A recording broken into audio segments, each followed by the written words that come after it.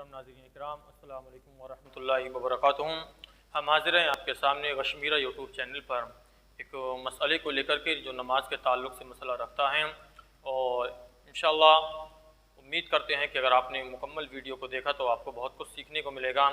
हम नमाज़ पढ़ते हैं तो नमाज़ पढ़ने में बाज़ औक़ात हमसे गलतियाँ होती हैं और हम उन गलतियों पर ध्यान नहीं देते हैं, जिसकी वजह से हमारी नमाज के सवाब में कमी हो जाती है। तो हम कोशिश करेंगे कि आपको बताएं कि नमाज़ पढ़ने का सही तरीका क्या है। और आज हम आपके सामने रखेंगे कि जो 4 रकत फ़र्ज़ नमाज पढ़ी जाती है उसको किस तरह से पढ़ना है, कैसे पढ़ना है। इमाम साहब के साथ में पढ़ेंगे तब कैसे पढ़ेंगे, और अगर कोई हमारी रकत छूट गई है इमाम साहब के साथ में पढ़ने से तो फिर उस रकत को हम कैसे पूरा करेंगे। तो चलिए बिला किसी ताख़ीर व तमहीद के आज की वीडियो को हम शुरू करते हैं। 4 रकत फ़र्ज़ नमाज की बात करेंगे। हमने हेडिंग डाल रखी है कि 4 रकत फ़र्ज़ नमाज, यानी 4 रकत जो हम ज़ोहर के अंदर पढ़ते हैं, असर के अंदर पढ़ते हैं, इशा के अंदर पढ़ते हैं। पहले हम बात करते हैं कि जब अकेले हम 4 रकत फ़र्ज़ नमाज पढ़ रहे हैं, चाहे घर में पढ़ रहे हो या मस्जिद में पढ़ रहे हो, कहीं भी पढ़ रहे हो, तब हमें कैसे पढ़ना है। सबसे पहले 4 रकत फ़र्ज़ नमाज की नियत करना है, और नियत के अंदर वक्त का ख़ास ख्याल रखें। जिस वक्त की आप नमाज पढ़ रहे हैं उस वक्त का नाम ज़रूर लेना है, और 4 रकत का भी नाम लेना है। बारकैफ नियत बांधने के बाद जब अल्लाह अकबर कहने के बाद आपकी नमाज शुरू हो गई, तो शुरू होने के बाद में अब सबसे पहले क्या पढ़ना है। तो हमने चारों रकत लिखी हुई हैं, 1 रकत, 2 रकत, 3 रकत, 4 रकत। चारों रकत के सामने हमने लिखा हुआ है कि किस तरह से क्या पढ़ना है, कैसे पढ़ना है। तो जब नियत बांधने के बाद अल्लाह अकबर कहने के बाद हमारी नमाज शुरू होगी तो सबसे पहले सना पढ़ना है। सना किसको बोलते हैं? सना बोलते हैं सुब्हानकल्लाहुम्मा व बिहम्दिका व तबारक अस्मुका व तआला जद्दुका व ला इलाहा गैरुका। इसको सना बोलते हैं। तो पहली रकत में सबसे पहले फ़र्ज़ की पहली रकत में सना पढ़ा जाएगा। सना पढ़ने के बाद में अब यहाँ पर बिस्मिल्लाह, औज़ु बिल्लाह और बिस्मिल्लाह दोनों पढ़ने के बाद में सूरह फातिहा पढ़ेंगे।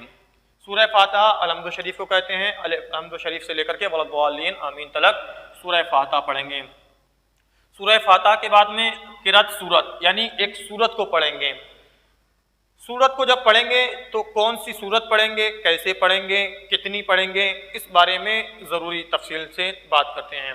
देखिए, क़िरात सूरत के अंदर कम से कम 3 आयतें पढ़ना चाहिए, या फिर एक आयत इतनी बड़ी हो जो 3 आयतों के बराबर हो, इतनी कुरान शरीफ की आयत को पढ़ना ज़रूरी है। और इसके अंदर ख्याल रखें कि जो सूरत आप पढ़ रहे हैं वो अच्छी तरह से पढ़ना चाहिए, आपको याद होना चाहिए। क़िरात सूरत के बाद में आप रुकू करेंगे। रुकू करने के बाद में सजदा करेंगे। रुकू के अंदर सुबहान रब्बियल अज़ीम, सुबहान रब्बियल अज़ीम 3 मरतबा, 5 मरतबा, 7 मरतबा तलक पढ़ सकते हैं। उसके बाद सजदा करते हैं। सजदे के अंदर सुबहान रब्बियल आला, सुबहान रब्बियल आला, सुबहान रब्बियल आला 3 मरतबा, 5 मरतबा या 7 मरतबा, जितनी बार चाहें आप पढ़ सकते हैं। यहाँ पर आपकी 1 रकत मुकम्मल हो जाएगी। अब मुकम्मल होने के बाद में जब हम दूसरी रकत के लिए खड़े होंगे, सजदा करने के बाद में दूसरी रकत को शुरू करेंगे, तो सूरह फातिहा से पहले हम चाहें तो बिस्मिल्लाह पढ़ सकते हैं।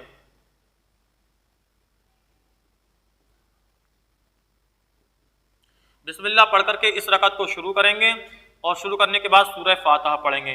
सूरह फातिहा के बाद में फिर से एक कोई सूरत पढ़ेंगे, या 3 आयतें पढ़ेंगे, या फिर एक आयत पढ़ेंगे जो 3 आयतों के बराबर हों, उसको पढ़ेंगे। और उसको पढ़ने के बाद में रुकू करेंगे, सजदा करेंगे, फिर क़ादा करेंगे। अब यहाँ पर और यहाँ पर सूरह फातिहा के बाद में जो क़िरात करना है, तो बाज़ लोग क्या करते हैं, बिलखुसूस हमारी माएँ बहनें और जो कम पढ़े लिखे हुए हैं, जिन्होंने कुरान शरीफ नहीं पढ़ा है, तो बहुत सारे हजरात ये बताते हैं कि हम सिर्फ कुल हुवल्लाह शरीफ याद है, हमको कुल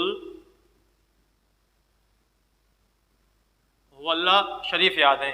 तो वो यहाँ पर भी कुल हुवल्लाह शरीफ पढ़ते हैं और यहाँ पर भी कुल हुवल्लाह शरीफ पढ़ते हैं। तो दोनों रकत के अंदर कुल हुवल्लाह शरीफ पढ़ते हैं। या किसी को छोटी सूरत इन्ना आतैना कल कौसर, सूरह कौसर याद है, तो वो यहाँ पर भी वही पढ़ देता है, वही यहाँ पर भी वही पढ़ देता है। तो ध्यान रखिएगा, याद रखिएगा कि क़िरात जब सूरत को आप पढ़ेंगे तो उसके अंदर एक ही सूरत को दोनों रकात के अंदर पढ़ना मकरूह तंज़ीही है। एक ही सूरत को दोनों रकात के अंदर पढ़ना सूरह फातिहा के बाद में مکروہ تنزیہی ہیں، اس لیے اپنی نماز کو مکروہ سے بچاتے ہوئے انسان کی، مسلمان کی ذمہ داری ہے کہ کم سے کم 2-4 صورتیں قرآن شریف کی ضرور ایسی یاد کریں تاکہ وہ اپنی نماز کو درست کر سکے اور بدل بدل کر کے پڑھتا رہیں۔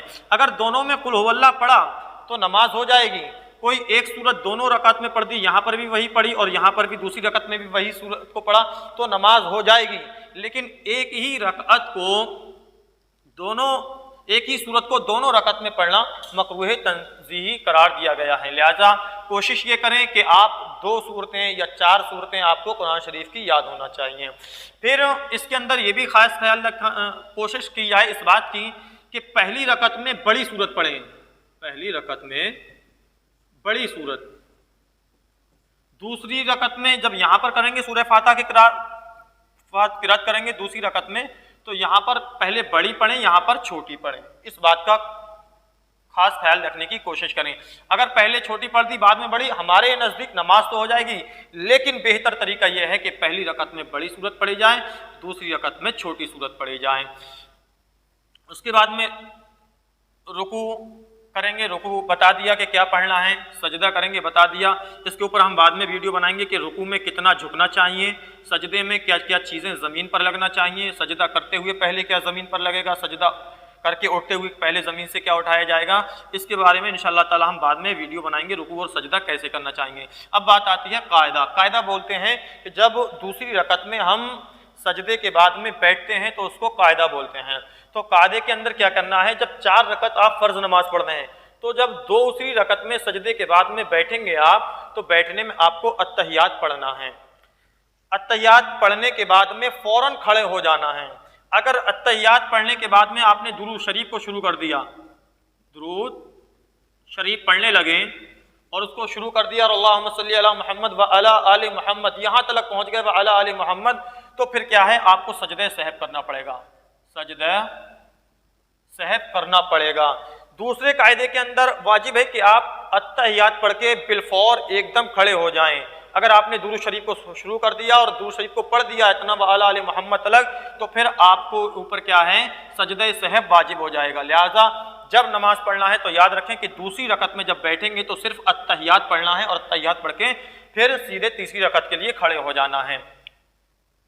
تیسری رکعت میں پھر جب ہم کھڑے ہوں گے سورہ بسم اللہ پڑھ لیں گے۔ چاروں رکعت کے میں بسم اللہ پڑھنا مسنون ہے، پڑھ سکتے ہیں۔ سورہ فاتحہ پڑھیں گے۔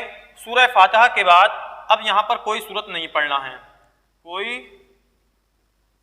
سورت نہیں، کوئی سورت نہیں پڑھنا ہے۔ سورہ فاتحہ، اس کے بعد میں رکوع، اس کے بعد میں سجدہ۔ یہاں پر پہلی دوسری رکعت میں جب فرض نماز پڑھ رہے ہیں تو سورہ فاتحہ کے بعد میں کوئی سورت پڑھنا ہے، قرات کرنا ہے، ایک کوئی بھی سورت کو پڑھنا ہے۔